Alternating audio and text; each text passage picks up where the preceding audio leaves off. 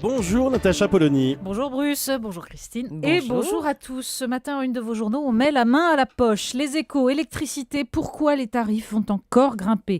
Le Parisien, électricité, gaz, le ras-le-bol des hausses sans fin.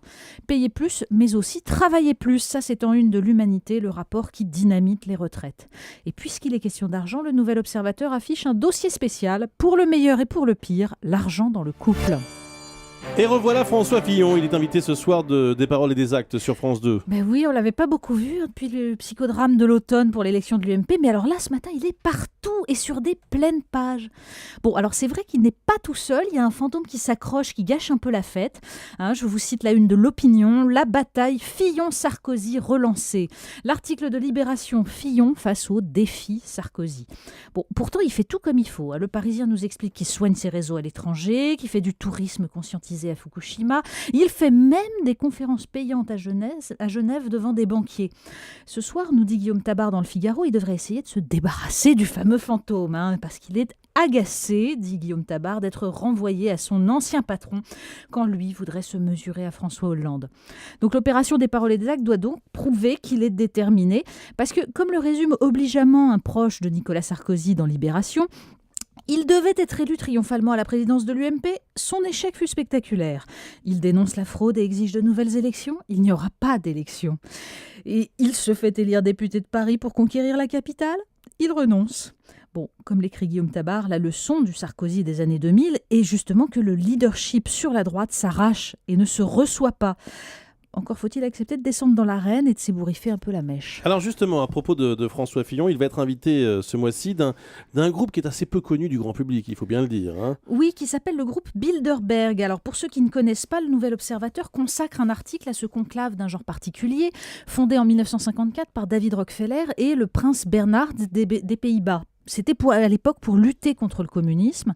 Et depuis, nous disent Odile Ben-Yahya Kouider et Vincent Jauvert, les auteurs de l'article, l'objectif a évolué, promouvoir la mondialisation. Alors parmi les membres influents, Jean-Claude Trichet, Peter Sutherland, patron de Goldman Sachs, ou alors d'anciens commissaires européens. Et donc François Fillon, qui les a reçus autrefois discrètement à Matignon, par exemple début novembre 2011, dit ne pas comprendre l'hystérie autour du Bilderberg. Alors l'hystérie, c'est celle des conspirationnistes qui estiment que ce groupe serait le vrai gouvernement du monde. Alors qu'à lire le Nouvel Observateur, en fait, la réalité est beaucoup plus simple. Elle est résumée par Philippe Villain, ancien patron du Figaro. Les invités sont, dit-il, assez conformistes, tous attachés au capitalisme et au libre-échange, applaudissant par exemple à tout rompre José Luis Zapatero en 2007. Vous savez, maintenant, quand on regarde son bilan en Espagne, on a un doute. Et alors, dans son éditorial, Laurent Geoffrin rappelle comment, en 2010, Jean-Claude Trichet, sans doute éclairé par les débats du Bilderberg, expliquait que les mesures d'austérité ne sauraient provoquer la stagnation, mais allaient au contraire renforcer la reprise des vrais visionnaires. Dans la presse, il y est également question de la guerre commerciale entre l'Europe et la Chine. Oui, avec l'Allemagne en invité. Le même Philippe Villain, dans un entretien au Figaro, juge que l'Allemagne soumet ses voisins du Sud au supplice de la baignoire et que la Commission européenne, en acceptant de repousser l'objectif d'un déficit à 3%, a seulement maintenu la tête de la France hors de l'eau pour que son puissant voisin puisse continuer à piller les économies du Sud. C'est une charge très violente, mais que ne sont pas loin de partager les éditorialistes ce matin qui commentent cette fameuse bataille commerciale entre la Chine et la France. Dans La Voix du Nord, Hervé Favre remarque que si les nouveaux riches chinois apprécient à table le Bordeaux, ils consomment sans modération Mercedes, BMW ou Audi pour le plus grand bien de la balance commerciale allemande. Ce qui explique que, comme l'écrit Patrice Chabanet dans le journal de la Haute-Marne, le mot convergence soit en train de sortir du vocabulaire européen.